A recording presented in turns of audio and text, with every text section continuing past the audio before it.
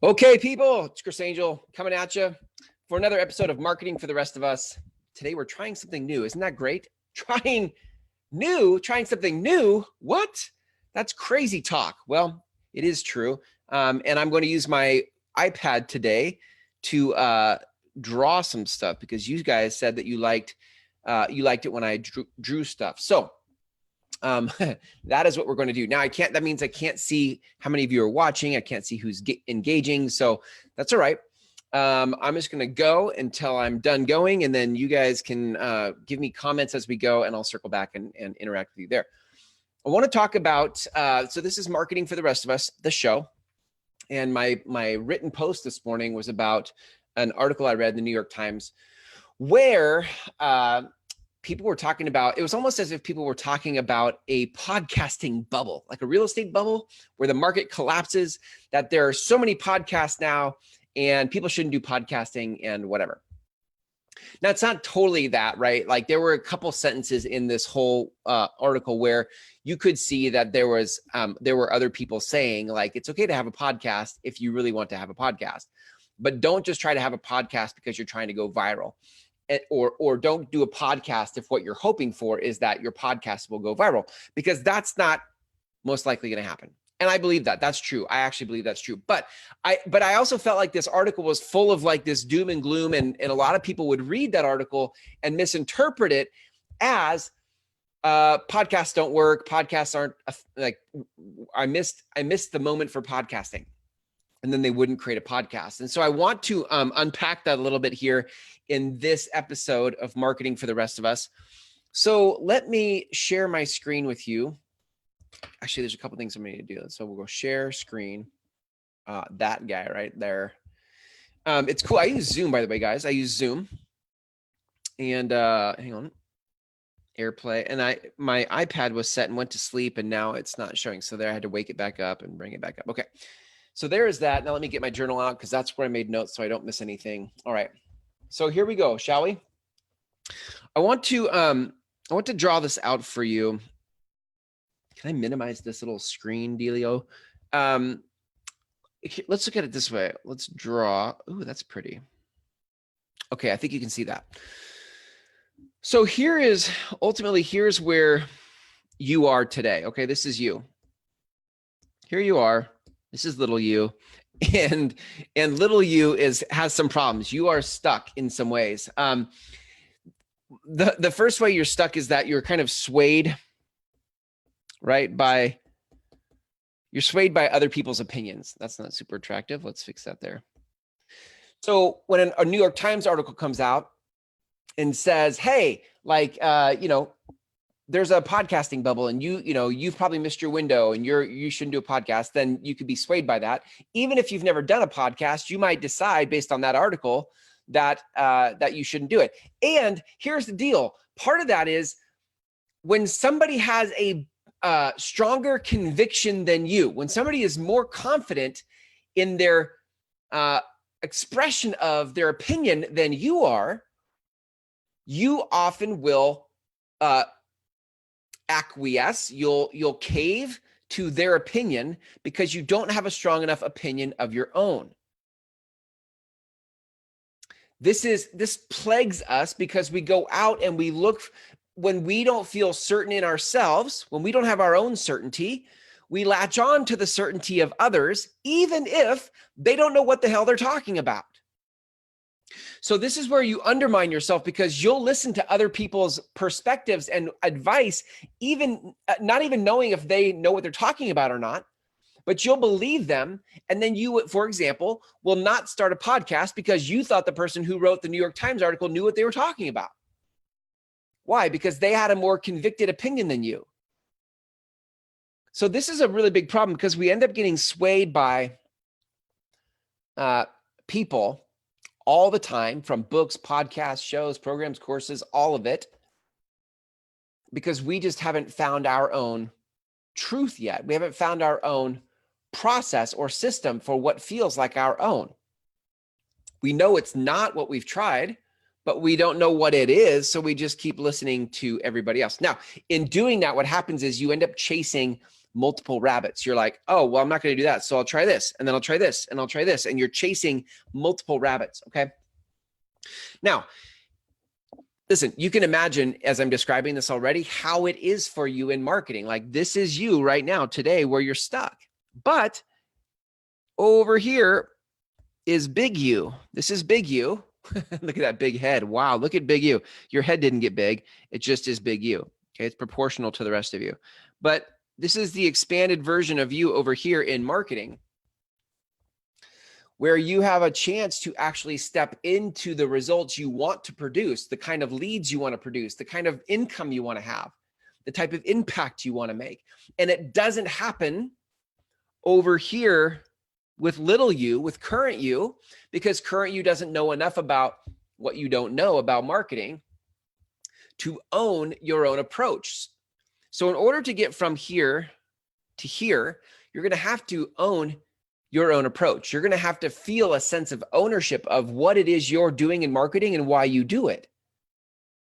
So to do that, I want to unpack this with a couple of things. We're going to give you some principles. And I really need to practice writing. That's why I'm doing this thing. I'm practicing my whiteboard writing right now. Okay, so here's the first principle. All right, and watch this. We're just going to go 1, 2, 3, 1, 2, 3. Okay, it's not a perfect square, so it's going to come out like a rectangle. That's okay. Okay, so here, watch this. So the first principle is like a mindset, right? It's how we think about things. And in order for you to move from being swayed to, what would be another word we can say over here? We'll say soaring. I used this word the other night, but we're going to go from being swayed to soaring. Okay, there's probably a better word. That's what we're going to use for now. Over here, you're swayed by people's opinions. Over here, you're soaring on your own method, your own model. Okay. The first mindset that you really got to get is that you can't chase two. That's not very pretty. You can't chase two rabbits. Okay. You can't chase two rabbits. That's what that says. You can't chase two rabbits. That's the first mindset. And it's like you have to get that the consumption of all, in your attempt to try to find an answer, you are consuming way too many ideas. Do you get this? You're chasing so many rabbits. You don't have certainty in your own approach. And so in effort to find certainty, you go out and consume other people's products and content. And now you've consumed so much that you're chasing too many rabbits. Now, with every mindset is a skill set. So we're going to kind of call this axis right here. This is skill set. This is call this production, but it's a skill set. Okay. So on this horizontal axis here, we've got production or the skill set. And so the first thing that you run into here is, or the first skill set I need you to have, and this really is a skill set. If you think about this, is to stop consuming. We're going to have to work on this penmanship here. Stop consuming so much content. Okay. Stop consuming so much content. A couple of years ago, I had this thought. I was never a reader growing up. So in high school, you couldn't probably pay me to read. In college, even, I wasn't a great reader, but I got out of college and I got into business. Thank you, business. I got into business, and somewhere in that space, personal development, the whole industry of personal development, like took me over, and I couldn't get enough. I would read and listen and all this stuff, and I loved it. I felt like a whole new world was opening up to me. But in that, I had gotten to a point where I'd consumed so much content later in life, this was a couple of years ago now, that I was like, I am not interested in books anymore for the most part. Like they all sound the same to me. And what I wanted was my own truth. I didn't want somebody else's truth anymore. I wanted my own truth. And I had this thought, like, what if I stopped trying to read, have all these goals to read a ton of books, and I just read the same 2 or 3 books over and over and over for the year, right? Like if I was going to read, it was going to be from one of these 3 books. And I'm not saying that I have to read. I'm just saying that if I read, I'm going to read from one of these 2 or 3 books, and that's it. And so what it started to do was it started to calm my mind down, because my mind was on this hyperdrive of consuming so much information and content. And it started to just calm my mind, and it started to have me go inward to access all the things I had consumed over time. I started to go inside myself for, what do I believe to be true from all the things I've consumed, but also all the life experience that I've had, and what things feel like they fit and what things can I let go? Okay. So the first mindset or principle you need is that you can't chase two rabbits. You can't chase two rabbits. That is a mindset you have to have if you realize that you're going to come over here and soar on your own truth.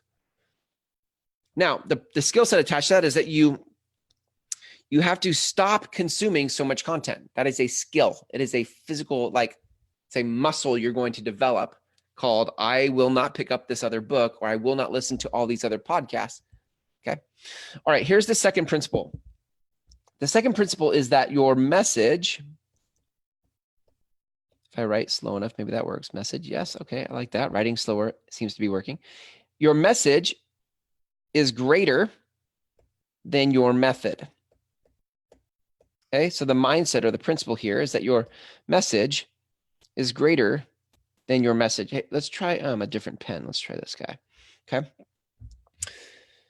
Message is greater than method. Message is greater than method. Message is greater than method, which means that to this New York Times article, which is talking about, oh, you know, like podcasting, there's like 500, 700,000 podcasts now. And we're sort of criticizing the vehicle, but you're missing the point. The point isn't about the vehicle. The point is about what the vehicle carries. Your message is the thing. Your message is the thing that makes the impact in the world, not a podcast. And I think there is this preoccupation in our world right now with tools and technology. And people are like, oh, I should be on LinkedIn. Oh, I should be on Instagram. Oh, I should be doing a podcast. Wait, no, I shouldn't be doing a podcast because the New York Times article just said I shouldn't. And so we get this preoccupation with the tool and we miss the point. Like, if you don't have a message, it doesn't matter what tool you use. If you don't have a message, it doesn't matter what tool you use. Do you see? So you have to have the message, because once you have the message, which is the thing, it is the seed, it is the source that actually creates the transformation in the world, then you can actually look at technology like a social platform to distribute it for you. Okay. Which actually, I'm just going to do that now. This is the third principle here, is that technology, this is somewhat better. This is almost like an Etch-a-Sketch. Do you remember those? It's like there's a lag from what I'm doing. Technology equals distribution. We're just going to do that for now because this is has a lag. Technology equals distribution. That's all technology is. Technology is just distribution. So it's not like, hey, is there a podcast bubble that's going to burst? No. I mean, what? So everybody leaves. So let's say it does. Let's say the podcasting bubble bursts and the masses in the bell curve, they are like, oh my God, my podcast didn't go viral. So I'm going to go try some other thing that's supposed to make my content go viral. And I'm going to go see if that's the magic bullet that makes my stuff take off and I become an overnight success. And so then there's a mass exodus out of podcasting into whatever the new, technology du jour is. We're like, oh, this is the technology of the day. So we all go over here. But that doesn't mean that the technology of podcasting goes away. And so you get that some people, your tribe, may even still like to consume content, especially from you, in a podcast directory like iTunes, Stitcher, Google Play. And so while the masses exit out of podcasting to look for the next magic bullet, you stay in podcasting because it's a good audio mechanism. It's a good delivery for audio, and that 80% of people who listen to podcasts complete an episode. Because you realize that your message was more important than the method, and that technology like podcasting is simply a distribution method for your message. So there's a skill set attached to each of these. So with method, with this message is bigger than method. the skill set I want to attach to that with you guys is that in your messaging, because it's the message that matters over the method, right? Your message is more important than the delivery tool of a podcast directory. What I want you to start to do, what's imperative that you build a skill around in your messaging, is that you say what matters, right? Say what matters. Or do it, let me say it this way. Say it as if it matters. Stop being so nice and say what people need to hear. Say it like this is the last thing they're going to read, and you better say it straight. You better say it direct so that they pick up what you're putting down in this post, in this episode. So the skill set is to start developing the mastery of saying it in a way that people get it, that people get that it matters. That's the skill set, okay? And if you do that, then your message really does become better than more important than the method, right? Okay, by the way, watch this. We can connect these. Okay, here's the last one. Okay, so let's just complete our little matrix here. So the last piece, the last skill set then, if technology is simply distribution, then what I want you to start to do is learn. I want you to learn specific platforms or technology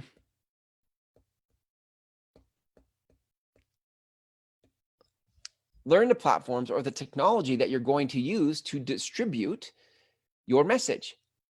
I always like to say YouTube is important. YouTube is a good one because your content will live on there in perpetuity, right? Like Facebook is a chronological platform. So as time goes on, your content in Facebook gets pushed down because it's a timeline, it's a news feed. But in YouTube, people don't interact or behave with YouTube that way. People go to YouTube and they search for stuff. Okay. So over time, what'll happen with your content is that the long tail keywords of your content in your videos will start to index in your channel. The more videos you have on your channel in YouTube, the more channel authority YouTube gives you. So YouTube is a good place. It's just a good one to have. I don't believe YouTube's going anywhere. So I think you should just embrace that. I also believe podcasting is not going anywhere. And that also is a good channel for you to have. By the way, you own the way podcasting, I don't need to get into details of this. Podcasting, you host your own content. So you would use something like we use Libsyn in our agency, Libsyn, Libsyn, to host our audio files. We upload them to a Libsyn account we pay for, and that's where they live. So if the Apple podcast directory went away tomorrow, we would still have our podcast audio files online and living. They would still be there, right? We wouldn't lose them. Versus when you upload to say like Facebook and you haven't moved it anywhere else. If Facebook went away or they shut down your account, you'd actually lose all that content. Okay.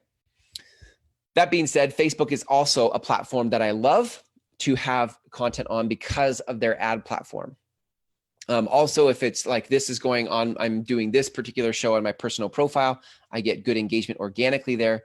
And you can actually, there are ways you can repurpose your content from your personal profile. But so those three are great. And then we could add blogging in there, right? So YouTube, podcasting, Facebook, and a blog. Now, you could do LinkedIn, you could do Instagram. There's all sorts of ways you could do this. But here's my point. Learn the platforms that you feel like you like to play on. So if you like to play on Instagram, great. Then let's take that up a notch. Let's figure out what else can we do on Instagram so that you can play there, okay?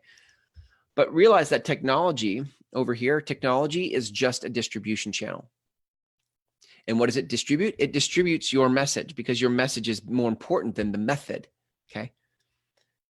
But if you're really gonna embrace this, you have to realize that you can't chase two rabbits. So I will keep working on my penmanship. It could be that my iPad is an older generation and there's this massive lag. Well, I'll have to play around with that, but this was fun for me to draw. I'm curious if you if you could even read this or if you followed along and liked it. But that is the conversation today. That's the conversation tonight in this episode is, look, in order for you to move from a place where you don't even like, you're so swayed by everybody else's confident opinion because you don't have a confident opinion of your own. In order to get out of that trap, it's a pattern and a trap. You have to move over here to where you start to find your own model. Actually, wait, hang on. I'm not done with this. I got steps. Yes, I got steps. I knew this. Here are your steps.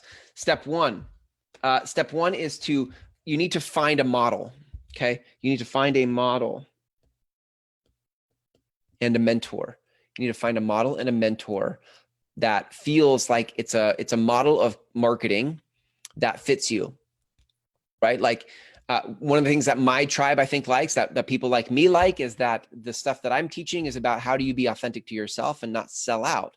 How do you not be gimmicky, right? Or over the top and obnoxious or self-promoting? How do you be authentic and add value while at the same time you're marketing? That's a model. I have a model for that. So I find that people people that are like me like to come in and learn from that model, learn from me in that model about what I've discovered over time. Once you have a model, you need to go to work on your message. I know this is just one big cluster of text here. And the last thing is, once you have your message, the second step is to start to iterate your message, play with your message. Even when it's not perfect, keep broadcasting your message. And the third is to maximize. Maximize your message by understanding platforms. Okay, by learning a couple platforms like YouTube or Facebook or podcasting, etc. Okay, maximize the message by learning some platforms. Okay, those are your steps 1, 2, 3. Now, here's what I look at the image for a minute. Like, this is what I liked about this. I'm trying to rework something that I learned into my own image, so I'm not a total plagiarizer. My company's called Groundswell, right? And Groundswell is this. It's an oceanic term, actually, right? Like where there's a lot of energy, current, and movement, wind across this top surface, and that stirs in the bottom of the ocean, and then it creates this movement. And as the water gets closer to the shore, bigger and bigger waves are created, right? That's a groundswell. If you think about it in the terms of like humanity, a groundswell is a surge. It's a surge of impact, a surge of people, a surge of money, a surge of results. And so if you think of these now as waves or that are moving towards the shore and the ocean, then what happens is as you start where you are today and you get out here, each step we move through is a part of your own groundswell. As you move through these things, you get to create your own groundswell in the world. That's what I'm doing. That's what this whole thing is for. Is so that you would unlock your important work in the world, that your message could be maximized through technology and distribution channels, so that you could create your groundswell in the world. So expect more of this in the future as I try to clean this up a little bit. But thanks for bearing with me on this on this sketching trial and error. So that's it for this episode, gang. If you're interested in having more of a model for your marketing, and you are interested in the sort of the way I talk about it, you can go to groundswellmethod.com and get my free course there. It's called Marketing for the Rest of Us, the course. And it is a free course. There's 5 videos over 90 minutes of training, and you can actually start to sink your teeth into how do we do this in a very systematic way. Okay. Thanks for hanging out with me for a bit tonight. Until tomorrow, when we go live for another episode of Marketing for the Rest of Us. Have a great evening.